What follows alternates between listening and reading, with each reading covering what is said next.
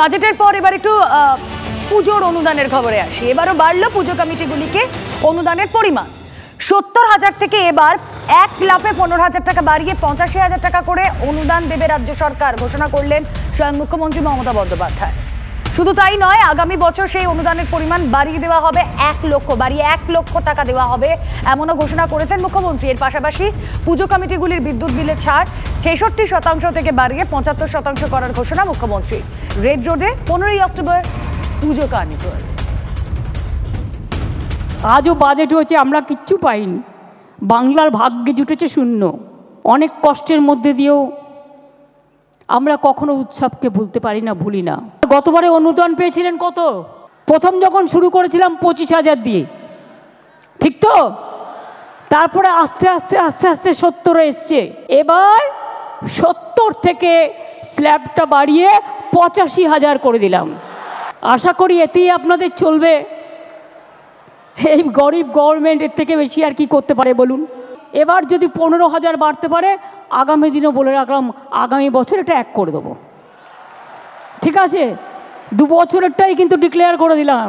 বিদ্যুতের ছাড় আমি বলেছি 66% হবে না, 75% ছাড় করো। পুরো পরিষেবা নিয়ে রাজনীতির অভিযোগ। এবার সেই খবরে আসা যাক। লোকসভা ভোটে বালুরঘাট পুরো এলাকায় ভালো লিড পেয়েছে বিজেপি। এলাকাবাসীর অভিযোগ, ভোটের পর থেকে ঠিকমতো পুরো পরিষেবা মিলছে না, আবর্জনা ছড়িয়ে রয়েছে রাস্তায়। কাউন্সিলরকে জানিয়ে কোনো লাভ হয়নি। বাধ্য হয়ে এসডিওর কাছে অভিযোগ জানান এলাকাবাসী। বিক্ষোভ প্রতিবাদের পর পুরসভার কি আদৌ টনক নড়েছে?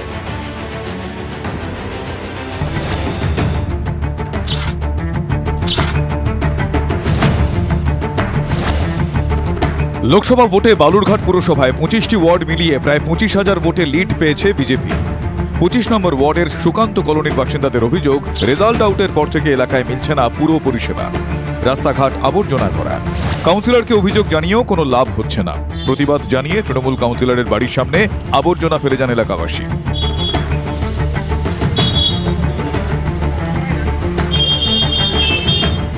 কমিশনার যে আছে তাকে জানানো হয়েছিল, তিনি বলেছেন যে সুকান্ত মজুমদারকে ভোট দিয়েছেন, তিনি এইসব বাকি কাজগুলো করবেন। কোন ওয়ার্ড আপনাদের? আমাদের ২৫ নম্বর ওয়ার্ড। মানে বিজেপিকে ভোট দেওয়ার জন্য? হ্যাঁ, বিজেপিকে ভোট দেওয়ার জন্য আমাদের এই কাজগুলো থেকে আমরা বঞ্চিত হয়ে যাচ্ছি। মাঝখানে নিকাশি ব্যবস্থা, ড্রেনে জল জমে আছে, কোনো ব্যবস্থা নিচ্ছেন না।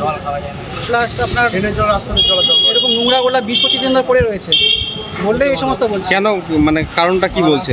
ওরা হেরে গেছে, লোকসভায় গোহারা হেরেছে, তার প্রতিশোধ নিচ্ছে জনগণের উপরে।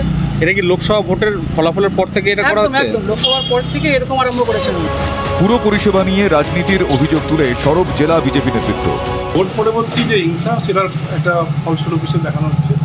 কারণ ভোট পরবর্তী আমাদের লোকসভা নির্বাচনের পরে যে গোহারা তৃণমূল হেরেছে, তারপরের থেকে যে সমস্ত এরা কার্যকলাপ শুরু করেছে পৌরসভার অন্তর্গত, জল বন্ধ করে দেওয়া, ঘোলা জল পাঠানো, ইলেকট্রিকের লাইন কেটে দেওয়া, এটা শুধু এই ২৫ নম্বর ওয়ার্ড না, বালুরঘাটের ২৫টা ওয়ার্ডে সেম একই সিচুয়েশন। যদিও এলাকাবাসী ও বিজেপির আনা অভিযোগ অস্বীকার করেন বালুরঘাট পুরসভার চেয়ারম্যান ইনচার্জ। যেটা বলতে হয়, এটা একটা বিরোধীদের চক্রান্ত বা বিরোধীদের প্ররোচনায় এই কাজটা হয়েছে। ওদের অভিযোগ যে কোনো কাজ করতে হলে বলেন যে সুকান্তকে ভোট দিতে, সুকান্তকে গিয়ে পড়েন। এটা নিয়ে কি বলবেন? এই ব্যাপারে তো উনি ভালো বলতে পারবেন, ২৫ নম্বর ওয়ার্ডে যিনি কাউন্সিলর তিনি ভালো বলতে পারবেন, কারণ তিনি কি বলেছেন সেটা তো আমার কাছে খবর নেই। বিক্ষোভ সমালোচনার মুখে পড়ে তৎপর বালুরঘাট পুরসভা। মঙ্গলবার সকাল থেকে সুকান্ত কলোনি এলাকায় আবর্জনা সাফাইয়ের কাজে হাত দেয় পুরসভা। দক্ষিণ দিনাজপুর থেকে রূপক সরকারের রিপোর্ট, TV9 বাংলা।